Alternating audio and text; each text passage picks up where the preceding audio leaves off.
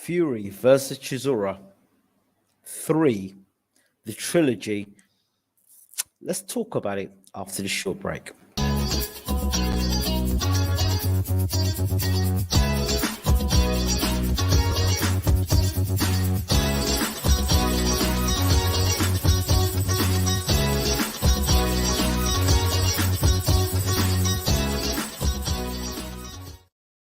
Okay, good morning, good afternoon, good evening, and welcome to Bwtm Sports Gaming.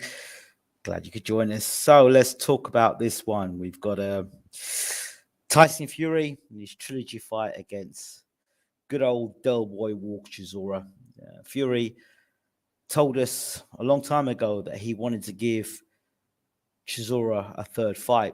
In his first reign as world heavyweight champion, when he beat Klitschko, he talked about wanting to give Chisora a third fight. And he's also telling us he wants to give Deontay Wilder a fourth fight.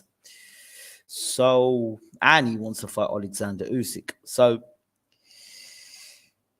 the man once told me that he wanted to fight Cain Velasquez from the UFC. Well, he couldn't get that fight, but he definitely wanted to get into WWE, and he has certainly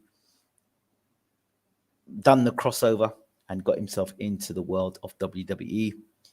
And even if when you look at Tyson Fury in his pre-fight antics now, he does seem to have taken off the old wrestling antics to add with his character, which he already had, a very colourful character. He's added that as well.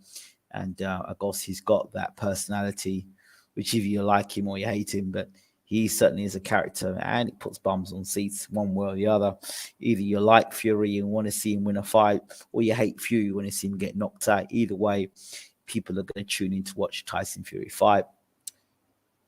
We kind of knew what it was with Derek Chisora and Tyson Fury 3. Haven't seen the first fight, haven't seen the second fight. It was just a matter of what Derek could do in the third fight. That's what it reads down to. There are a few observations I will make in this fight. And before any fighter loses, okay, there is a blueprint that is in place that other fighters try to use in their fights before the actual defeat happens. Let me give you an example. So Anthony Joshua, when he met Dillian White, that was the first time we saw vulnerabilities about Anthony Joshua, the catch and shoot with the left hook. And Joshua didn't see the left hook coming. And then when White was able to throw punches at Joshua, the way he responded to the punches wasn't great. He kind of like froze up. You look at that fight, then you look at the Klitschko fight, where again it was the left hook that caught him and dropped him heavily. All right, and left, and from that as well, you saw that punch. It was a leaping caught a left hook. You look at that situation there before the Andy Ruiz fight happened, and I warned people the night of the Andy Ruiz fight. I said, if Andy Ruiz gets into a position to throw that left hook, he will hurt Anthony Joshua, and he will follow up with a combination. His hand speed will be too much for Joshua. And of course, we saw that play out in the Joshua loss against Andy Ruiz. I can even take you back further. I remember talking to people about Audley Harrison. No, not Audley Harrison, David Price. And I said, when I saw Audley Harrison fight, I thought Audley Harrison can beat Price based on the southpaw style. People laughed at me, and Price went on to knock Harrison out. Then the Matt Skelton fight came. Matt Skelton was right on Price's chest, and sort of people looked into that and were sort of not impressed with the way Price kind of got rid of Skelton. They were impressed by the way Price got rid of Skelton, but they weren't impressed on how easy Skelton was able to walk up on Price. Before you know it, hey presto, we've got David Price fighting against Tony Thompson, and the rest is history. So the warning signs are right there for Tyson Fury. I mean, the performance he put on was great. You know, he did what he needed to do. He did what he needed to do. He showed that class above, put punches together nicely, vicious uppercuts. So you could see where Fury had learned from Chisora from the first fight, went southpaw in sort of the second fight. And in the third fight, you could see Fury said, right, I know what Chisora's going to do. He's going to bring it. I'll be throwing uppercuts. I'm going to throw a nasty jab. I'm going to throw a right hand. I'm going to hit this guy with combinations. I'm going to put it together. And so you had a Chisora that was coming in who was, let's be honest, shop worn. And, you know, he'd taken a bit of a beating against Parker. And he was able to, because of his mental toughness, be able to stick in this fight with Fury. Now, I'm going to go back to what I was saying about Fury earlier. And I will say this. I said it about Golovkin when I could see how Golovkin would get beat. And the way Fury is going to get beat, Deontay Wilder's tried to do it. Chisora's tried to do it, which is the double jab to the chest. With a double jab to the chest and push Fury back to the ropes, you'll see when they double jab to the chest and Fury backs up against the ropes, that's where you could follow up with a right hand over the top or through the middle. I'm telling you now, that double jab, whomever is able to land that double jab effectively and put the right hand behind it, I'm telling you now, is going to cause Fury nightmares. You wait. You watch how my words come back to pass on this, because you look at it. Wilder's tried that double jab to the body now. And Chisora's tried that double jab to the body. You notice Chisora as well in this fight. He did try to turn southpaw on Fury to mix things up. If you look at Deontay Wilder when he fought Fury in the third fight, when he stopped using the jab, that's where Fury kind of got on top of Wilder and was able to take control. But when he was using that double jab, he was backing Fury up and he was blinding Fury with that double jab and throwing the right hand straight through the middle. Go back and watch the video.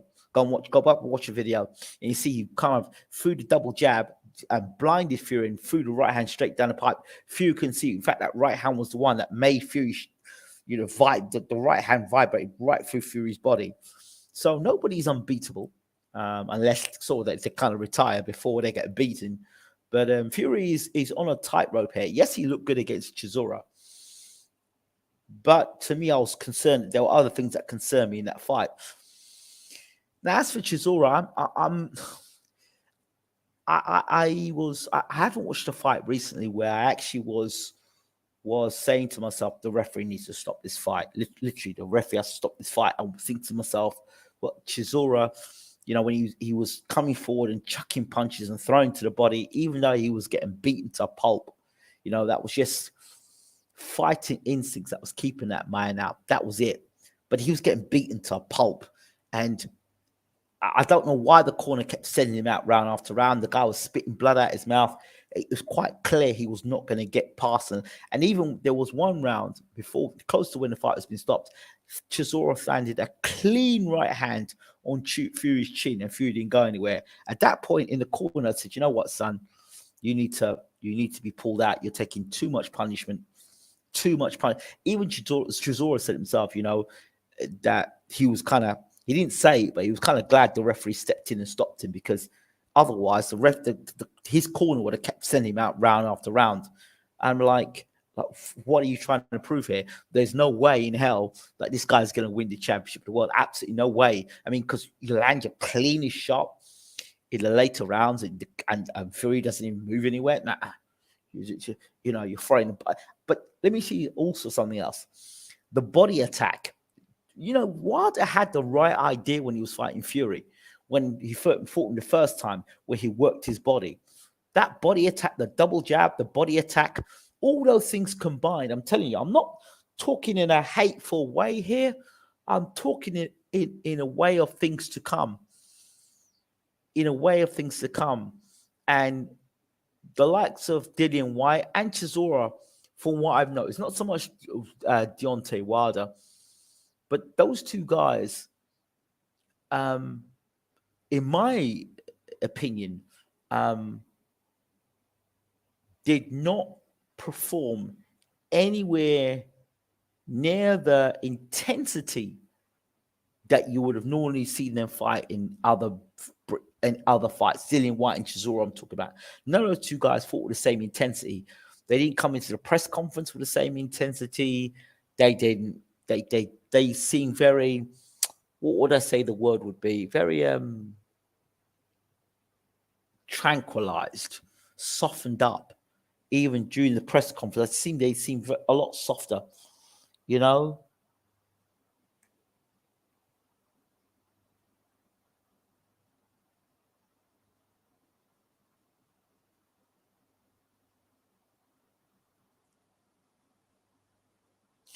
that's what I've seen. They seem very passive, you know. But I did like the way Chisora came out, you know, very spiritual entrance with the black gown always looked very African attire and stuff. But I don't know if Chisora was a beaten man before he got in the ring, to be honest. I don't know if he was. But he just beat the life and I don't know how a promoter can even open his mouth and say, well, I'd like to see Chisora against Zhang, or I don't want to see Derek Chisora fight again. I don't want to see him fight again. The beating he took there should be enough of a beating for him to go into retirement. As for Tyson Fury, sure, you know, the Usyk fight is what people want. Let me tell you something now, Tyson. You don't want to fight Joe Joyce. I'm telling you, you do not want to fight Joe Joyce because Joe Joyce has got, thinking about now, he's got what it takes. He's got the double jab. He's got the right hand. He's got the reach. He's got the engine. And by the time I think you fight Joe Joyce, because I would be no rush to, if I'm Tyson Fury, I would be no fight to rush to fight Joe Joyce. Say what you want. Oh, I've heard people say it before. Oh, he's slow. He's this. He's that. I've told you guys about Joe Joyce already. You are starting to see it about Joe Joyce because Tyson may look great against the likes of Chisora and Dillian White and Deontay Wilder, but now you're looking at a guy in Joe Joyce who's sturdy, who has got a great jab, who takes a good shot, who can punch hard himself, works well when he's got you up against the ropes, you know, and will walk through anything you've got to throw. For all due respect to Tyson Fury and all what Tyson Fury is doing, and I'm not underestimating Tyson Fury for 1 point, but I've just spoken to you about those factors there that I feel that will be an issue for Tyson Fury, and I believe Joe Joyce has those things there. If I'm Tyson Fury, I go for that fight with Usyk. I take a fourth fight with Wilder, but I stay away from Joe Joyce. But let's wait and see till that fight comes around. It's looked good against Dillian White. It's looked good against Chisora. Had to get off the deck twice to beat Wilder. I don't want to see Fury on the end of punches from Joe Joyce. I just don't. I think Joe Joyce has got what it takes to, and you see Alexander Usyk there. He's not gonna listen to all of what Fury's got to say. He's not gonna listen to Fury and Fury's bravado. This is a guy who's just as sharp intellectually as Fury and just as smart as Fury, if not more, even more. These are two guys that intellectually very, very smart, the pair of them. The only difference between Fury and Usyk, for me, is obviously the language barrier. But other than that, Fury's not going, there's nothing Fury's going to do to intimidate Usyk, so he can put that out. So it's going to come down to boxing skill and intellect this fight. Can't just say, oh, you're a middleweight, I'm going to walk straight through you. Forget that. That's what I call paper talk, just to sell a fight.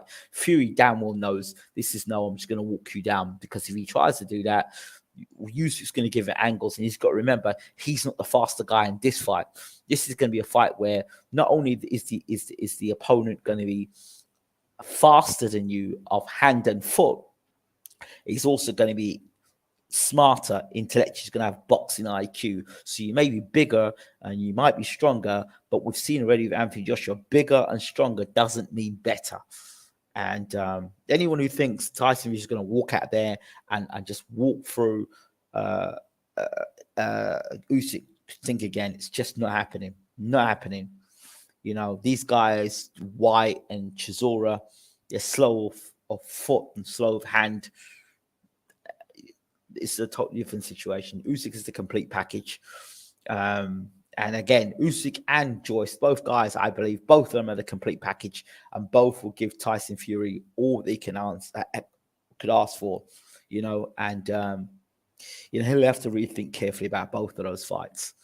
Even the Wilder fight, Wilder's got the equalizer. Do you understand? And Wilder is improving himself. But if he fights Fury again, he's going to have to stick with that double jab. He's going to have to make sure he's fit. He mustn't allow himself to get backed up to the ropes.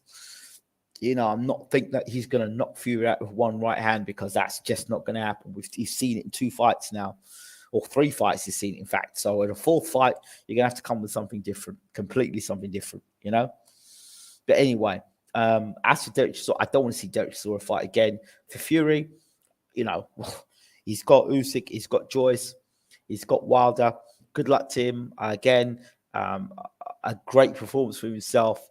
He showed the levels and the difference between British and European and world level, and he beat Derek Chisora like a guy who had 12 defeats. That's what it is. Derek Chisora is a throwback. Derek Chisora is a guy, as far as I'm concerned, could fight in any era. I'm not saying Chisora would have beaten Muhammad Ali or anything like that. He would have got his wins. Don't get me wrong. Chisora would have got his wins in any era, because he comes to fight. And that's it. There's very few fighters like Derek Chisora. Very few fighters like Derek Chisora who will fight anybody. A lot of the guys, a lot of these paper people, a lot of these people in the media will say, oh, Derek Chisora's this, Derek Chisora's that. And then they look at people like Sugar Ray Robinson, all these guys who've got lots of losses on their record. And it's only this Floyd Mayweather era that people pay attention to records. Records are for DJs. I keep saying that, not for boxing. So, I give Chisora all the credit in the world. And if you look at his resume, he's got a very impressive resume in terms of the guys he's fought. So those are my thoughts there. Good evening, Leif. It says, good to see Bwtm analysing this bout. What do you make of the flappy, open hand style jab, Ingram? I see it more from Fury than anyone. Well, I think the commentators were saying it's actually an illegal move, but you got to pull the ref up about it. So that's what they're saying. It's an illegal move. It's not actually, the flick jab is not actually legal. So, that I didn't say that. That's what the commentators were saying. So it's down to the corner, and shout out to Don Charles, because he was actually saying that Fury was leaning and holding. He was saying he's holding. And I said in the fight that Fury would lean and hold and lean all over Chisora, because that tires a man out, tires a smaller guy out. You lean, you put your body weight on that person, lean them, saps the legs, saps the energy from the legs. Like having a guy who's 19 stone laying on you. It's like you pushing weightlifter, pushing that guy up all the time. So if you watch David Haye when he fought Vladimir Klitschko, because Klitschko liked to do a holding, what Haye would do, he would just let his body, it's a trick. What you do, you let your body go limp, and as your body goes limp, you're no longer actually fighting with the guy that's trying to hold you up. So you just slump, you just let your body go loose. You just let your body go loose, and then the referee will pull you up. That's what Haye was doing. So he didn't allow Klitschko to use that strategy of leaning on him. So yeah. Those are my thoughts on the fight. On the undercard, we saw Daniel Dubois versus Larea, whatever his name was, Kevin Larea. I'm sorry, that fight was as dubious as hell. That fight was as dubious as hell. How you knock a man down 3 times in the first round? Knock a man down. You knock him down. The guy scrambled from his senses, and then you kind of sit back on him. You sit back and allow yourself to get knocked down and then get knocked out. Man, listen, and you start your fight strong. You talk all that good stuff before the fight, and then when you get the opportunity to become a heavyweight champion of the world, you sit back and you allow Daniel Dubois to punch you up. I mean, I don't understand that. For me, I do not understand that whatsoever. I don't understand your whole point. The whole point of you coming to England was to become heavyweight champion of the world. I do not understand how you were in a position. You knocked Daniel Dubois down 3 times. So all those Daniel Dubois supporters, again, let me go back to you and go back to the Trevor Bryant fight. And I said to you in the Trevor Bryant fight, if you look when Trevor Bryant threw the jab at one of the few punches he threw at Daniel Dubois, it backed Daniel Dubois up. And then you saw this guy come from cruiserweight or light heavyweight, come up and knock Daniel Dubois down 3 times. That's not a good sign. That is not a good sign for Daniel Dubois and his handlers, because that chin or that temple, I mean, well, anyone could have got hit with that shot. Yeah, but you're getting hit by that shot by a light heavyweight. God forbid you're getting hit by Deontay Wilder like that. Joe Joyce is hitting you like that. Anthony Joshua's hitting like that. Imagine Dillian Whyte even catching with a left hook like that. So the Chisora fight now with Dubois. I mean, Dubois is, I won't call him a liability, but I certainly won't be saying he's one of the best heavyweights in the world. And he was let off the hook by a guy who I don't know if he was paid in the corner not to punch up Dubois, because it seemed to me that one of the brown envelopes must have been sent round to Kevin's corner, because to me, it looked as though a brown paper bag must have shifted real quickly around to Kevin's corner, because you had Dubois out. You had Dubois out of there. And then he just sits back and lets Dubois punch him up. Nah, not for me. Sorry. Will we see Usyk Fury? I worry if he won't take that risk without it being a mega money bout. Yeah. Fury's already talking about, I think Fury talking about it being with the Saudis. So that fight will never be in the UK. That fight will be out in the Middle East, I believe. Too much money to make out there now. So that fight's going out to the Middle East. So yeah, I believe the fight will happen. Fury can talk all he talks, and one mouth he'll turn and say the belts don't matter, but in the other mouth he's going to turn and say about undisputed. So he says belts don't matter, but belts do matter. Belts do matter, but it's just depending on what side of the bed Fury comes out of. One side of the bed he'll tell you the sky's blue, and then tomorrow he'll turn and say the sky's green, and then they'll come back and tell you the sky's blue the following day. You know what I mean? It's what Fury is. Andre Ward says you just got to remember the last thing Fury says, and that's what he means. Me, I'm glad Andre Ward's worked it out that way. I haven't come to work it out that way. With Fury, I just put one side, the WWE, when I first interviewed him, I put the WWE Fury to one side. And then I think, what's logical? What actually makes sense here? Yeah, I think he'll do that. And all the rest is like I say, paper talk. And that's just the way it is. The way I look at Fury, it's no disrespect to him. I think he's the only thing I don't like about Fury is the swearing. I just don't like it. I don't like the way he's so blazing to swear on national television. I don't like it. Heavyweight champion of the world. I'm not saying he should be a saint, but I don't like the swearing, and it's unnecessary swearing as well. You know you're on national television. You know you're live. Why are you swearing? If you don't like it, change the effing channel. I know he'd say that. But still, I'd rather they didn't see that. But otherwise, I'm happy that Fury is living the life that he is and doing what he's doing. And long may it continue. My concern about Tyson Fury is when he can box no longer, will he become a trainer? When he can box no longer, what will be his go-to? Because his boxing at the moment is keeping him sane. What is going to happen after boxing? That's my concern about Fury. Will he become a trainer? Because I'm worried about him. I really am worried about him. Mental health is no joke. And there needs to be a pathway for boxers after their careers are over. Okay, if you're not a boxer and you're not going to be a trainer, so what else can you do? Can you be a cornerman? Are you going to be a promoter? Can you be a manager? What can you do? Are you going to get involved in media? Or some people are fortunate that after boxing they can go straight into media. Be on the comms. But not everyone who works out that way.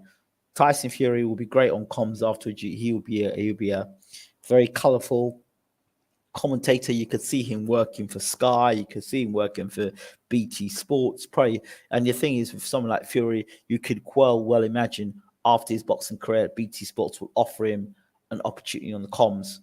That may work well for him. What I don't know if it's going to work is whether he will be able to be on the comms, not fight, be in a fight atmosphere, and be able to continue his life outside of boxing. Being on comms is one thing, but his lifestyle, keeping his body in shape, that sort of thing, all that sort of stuff, that management. And I hope that there is a transition period. A lot of these fighters say that it's difficult once they stop boxing to transition. And as for Derek Chisora as well, I wonder, he says he loves to fight. I wonder if he feels, if he's one of these fighters that use the "I love to fight" to cover up the real fear of what do I do after boxing. I'm known for boxing. What do I do after boxing? So actually, I extend my career and I box longer than I should be boxing. And I've got all the adrenaline and I get myself in shape. But when it actually comes down to fighting, I don't really want to be there anymore. I don't really want to be taking these blows anymore. And that's a dangerous place to be. Only the fighter knows himself whether he really still wants to be fighting. And like I said, some fighters need to be safe for themselves. So transition for these guys, Fury, Chisora, and many others, I have real concerns. And the British Boxing Board of Control, they may say it's not their responsibility, but they're quite happy to take whatever they can out of the sport from the fighters. I do believe the boxing, the WBC, the WBC. I know the WBC do a lot. WBC does WBC Cares. Done a big thing on it on the channel with Jill Diamond. Check it out on Bwtm Sports.